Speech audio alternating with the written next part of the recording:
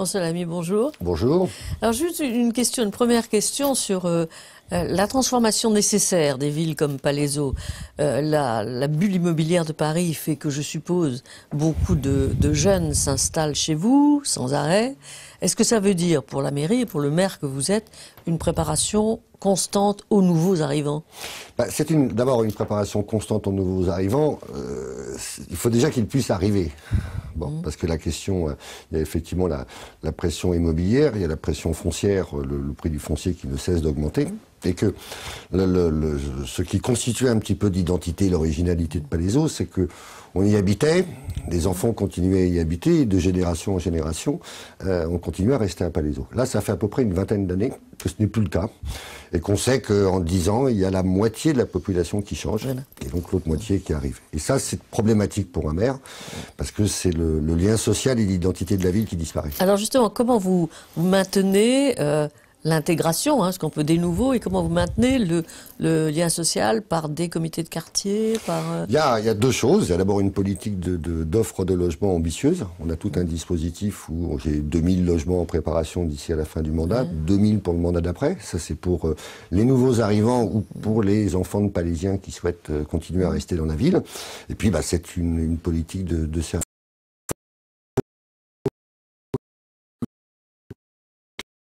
Les services de public soient le plus proches des citoyens.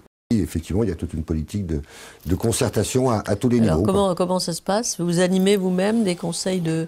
Je les ai animés dans le premier mandat. Maintenant, je me suis aperçu des fois que c'était plus utile pour les habitants eux-mêmes que ce soit les adjoints concernés qui soient présents dans les comités de quartier. En plus, il faut que dans ces comités de quartier, on parle de l'intérêt général et pas uniquement de l'intérêt de ceux qui sont autour de la table. Bon, ça c'est plus complexe. Donc petit à petit, on a mis quelques années à se roder. Maintenant, je crois qu'on est assez au point. Et on commence à avoir des comités de quartier qui s'auto-organisent et qui organisent le lien social à l'intérieur du quartier. Et ça commence à devenir vraiment intéressant, quoi. Alors beaucoup de jeunes, je suppose, ou plus de jeunes qu'avant, en tout cas. Bien, plus de jeunes, ça commence à venir. On commence à avoir effectivement plus de jeunes. Et moi, ce qui m'importe, c'est surtout qu'on garde aussi la mixité sociale. Palaiseau, c'est la 8e ville de l'Essonne et la 43e en termes d'insécurité.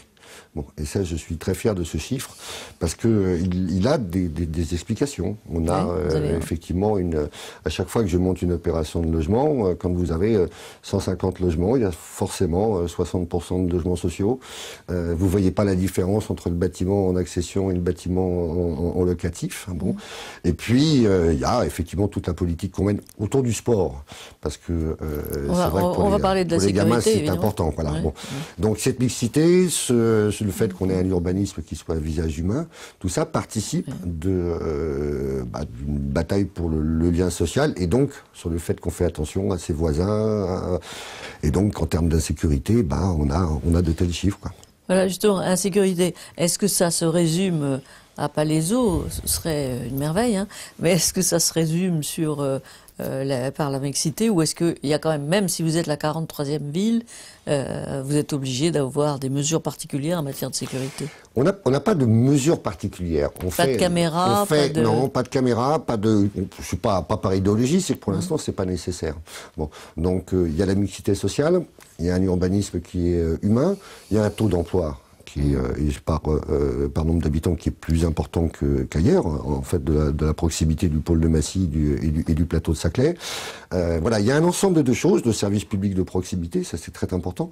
Et donc on fait du point de croix ici. Donc pas sur les quartiers, on est en train par exemple de créer ce qu'on a appelé les groupes de travail territorialisés, c'est-à-dire cette rencontre régulière, une fois par trimestre, entre les services de la ville, les bailleurs, les services de police, le principal du collège quand c'est nécessaire, le directeur de l'école du coin, et on parle très très concrètement des problèmes.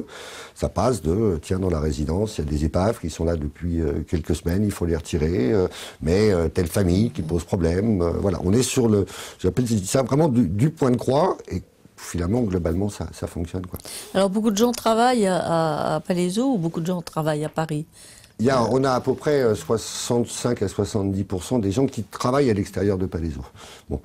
À l'extérieur, pas forcément à Paris. Pas forcément sur Paris, donc beaucoup travaillent sur, bien entendu, les pôles de recherche. Dans le secteur de l'aéronautique, dans la zone, dans tout ce qui est la zone autour de Vélizy. Bon. Et puis, on en trouve ceux qui travaillent dans Paris, travaillent plutôt dans les services. Et ça pose des problèmes d'écoles élémentaires, de garderies d'enfants. Ah, voilà, ça c'est la région parisienne. Le service public d'accueil de l'enfance, il est organisé à partir de 7h du matin et jusqu'à 19h le soir. Jusqu'à 19h. Jusqu'à 19h, moi c'est quelque chose que j'ai mis en place il y a maintenant 5 ou 6 ans. On avait un accueil jusqu'à 17h30, 18h, on l'a mis en place jusqu'à 19h et on s'est aperçu que c'était un vrai manque. Mais je veux dire, moi je m'en étais rendu compte tout simplement en prenant le RER. Bon, et quand vous voyez ces femmes qui le soir couraient sur les quais pour essayer de rattraper le métro pour aller récupérer les gamins, on a dit c'est notre responsabilité de service public de les accueillir, quoi. Et ça se passe dans toutes les écoles. Beaucoup d'écoles? On a 20 écoles. Ce qui est énorme, parce que sur une ville comme Palaiseau, on devrait être à 12 ou 13. Mais là encore, c'est un choix de l'école de proximité et puis d'école à taille humaine. Ça a un coût. Voilà, c'est en termes de fonctionnement, mais c'est ce qui fait aussi l'identité de Palaiseau, quoi. Alors, on parle un peu du Grand Paris et des projets du Grand Paris. Donc, vous, un de vos intérêts principaux était Saclay. On a l'impression que le projet du Grand Paris met à mal la maîtrise des projets par le maire que vous êtes et par les maires de l'Essonne. Alors, comment est-ce que vous prenez ça? C'est vrai qu'on est face à un projet qui est fantastique, puisqu'il crée le premier pôle de recherche en Europe, nous, particulièrement le plateau de Saclay. On a sur le territoire de Palaiseau l'école polytechnique, on a des grands centres de recherche, le centre de recherche mondial de Danone. Bon, donc l'envie de faire fructifier, de provoquer des dynamiques autour de ces grands centres de recherche, c'est quelque chose de passionnant. En même temps, il ne faut pas que ça soit la juxtaposition de centres de recherche, des campus qui soient refermés sur eux-mêmes. Vous voulez dire comme Polytechnique un peu? Comme l'école Polytechnique. Polytechnique reste très... Voilà, nous on a subi ça pendant 35 ans, une école qui est complètement fermée, qui est même... Ça a été décidé à l'époque, hein. Il y a une forêt domaniale à côté, elle a été créée... Et personne ne fait le mur à Polytechnique. Ah non, et puis la forêt était là pour partager. Ça a été, la décision a été prise dans le bureau de Valéry Giscard d'Estaing, on a retrouvé les documents, de créer cette forêt pour séparer l'école polytechnique de la ville. Donc il faut qu'on puisse changer tout cela. Et c'est vrai que là, la difficulté, moi je suis prêt en tant que maire ou en tant que président de la communauté de l'agglomération, de copiloter avec l'État ce projet. Bon.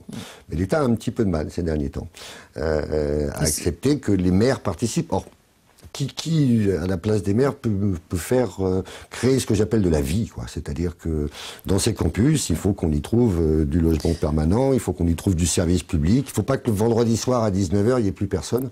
Et votre idée, ce serait la continuité du pôle sur 9 km de long et 2 km de large. Voilà, hein, parce qu'on a d'un côté l'école polytechnique, de l'autre côté le commissariat à l'énergie atomique. On a environ 8 km et on a la capacité à pouvoir... petit à petit, créer ce que j'appelle la ville haute. On a une ville basse dans la vallée, voilà.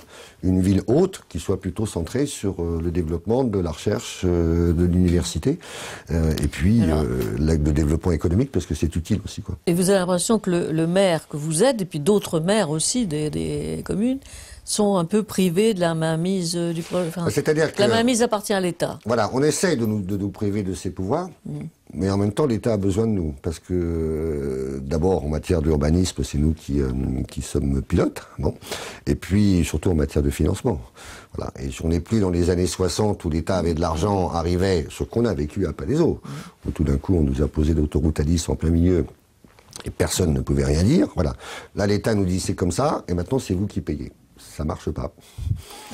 Alors, de ce point de vue, est-ce que la réforme des collectivités territoriales, telle qu'elle vient d'être votée, change quelque chose à vos pouvoirs, à votre conception de la mairie? Est-ce que les communes restent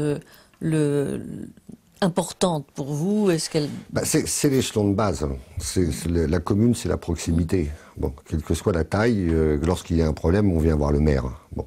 Et c'est vrai qu'il y a une inquiétude par rapport surtout au financement de cette réforme, où le fait que la région ou le département ne pourront plus maintenant financer un certain nombre d'activités, se concentrer simplement sur leurs compétences. Bon, on a un peu l'impression que ce sont les communes qui vont récupérer du coup l'ensemble du financement associatif, du financement culturel. Donc ça vous va. Le maire que vous êtes est content. Certes, mais on n'en a plus beaucoup. beaucoup les moyens.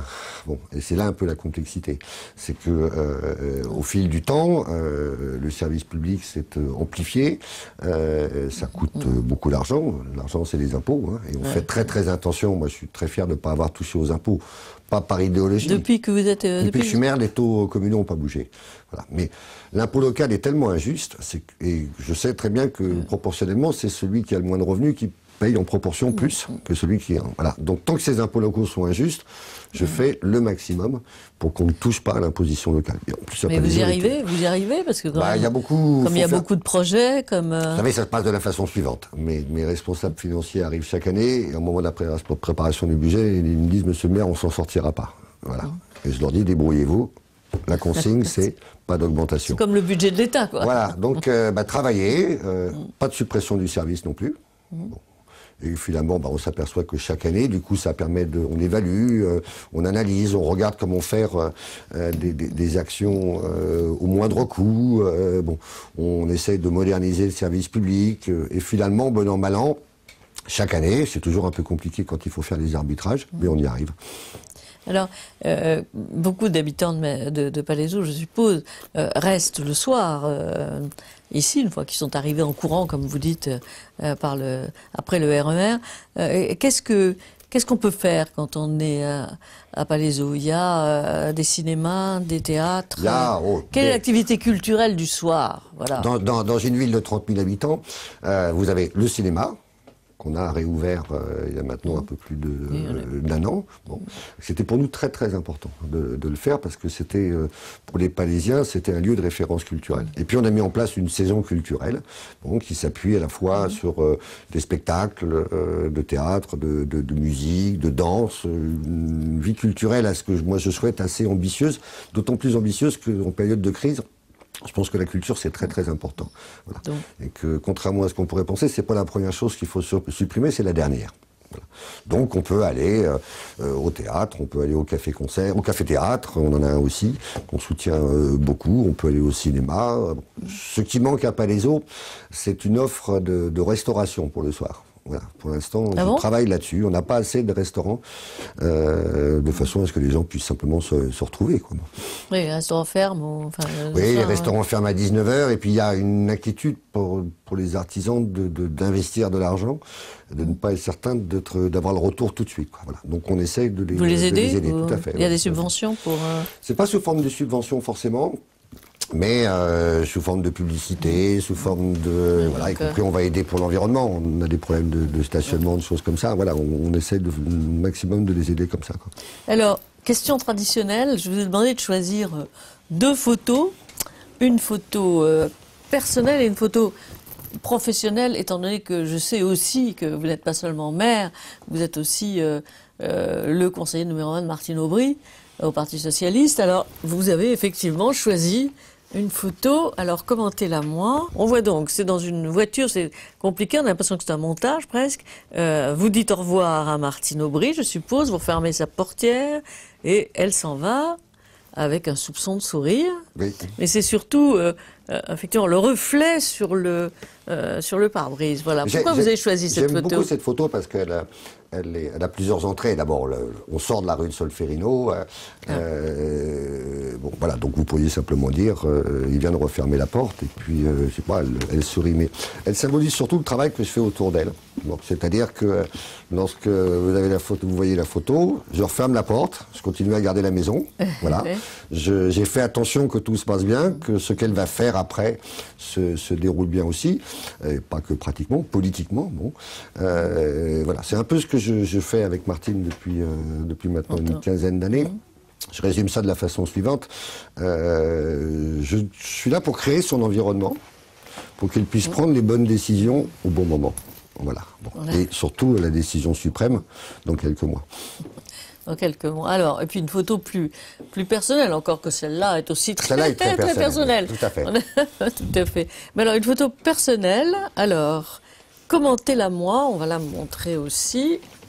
Bah ça, c'est Voilà. le début de ma carrière. Vous étiez professeur, je suis instituteur. Instituteur, Voilà. oui. Mais à l'époque, je suis instituteur en maternelle. Ce qui était déjà assez étonnant. C'est un choix que j'avais fait. On était très très peu d'hommes dans les écoles maternelles. Et surtout, ça se passe dans un endroit qui est très très particulier. Ça se passe à la Grande Borne, à Grigny. Bon. J'avais 33 enfants, 27 nationalités. Bon. Et déjà une souffrance sociale très très très très importante dans ce quartier. Mais en même temps, des gamins qui étaient prêts à réagir pour peu qu'on leur en donne les moyens, qui étaient prêts à réagir à toutes les initiatives, quoi. Bon. Et je sais pas ce qu'ils sont devenus parce que maintenant la photo a 25 ans, quoi. Hein. Bon. Alors le jeune homme avec les cheveux longs, qu'on voit au milieu, c'est vous. Oui, oui, oui. Oui. Je sortais de l'armée, donc j'avais, au niveau de la chevelure, j'avais besoin de retrouver, de retrouver une certaine apparence après mon passage à l'armée. Mais ça vous a beaucoup appris, ça, ce passage auprès des jeunes? Oui, tout à fait, parce que c'est vrai que ce passage auprès des jeunes, ce passage auprès de jeunes enfants dont on se dit, quand on les voit, qu'ils sont dans un quartier très très difficile. Bon, mais après tout, si le service public de l'éducation leur en donne les moyens, ça peut émerger. Voilà, bon. Ils sont arrivés avec plein de problèmes, même à 4 ans, et en sortant au bout d'une année, bah voilà, on en avait fait autre chose, et donc si le service public éducatif est présent, s'il a des moyens, bon, bah on peut aider les gamins à en sortir, quoi. Merci, monsieur le maire, merci beaucoup. Merci à vous.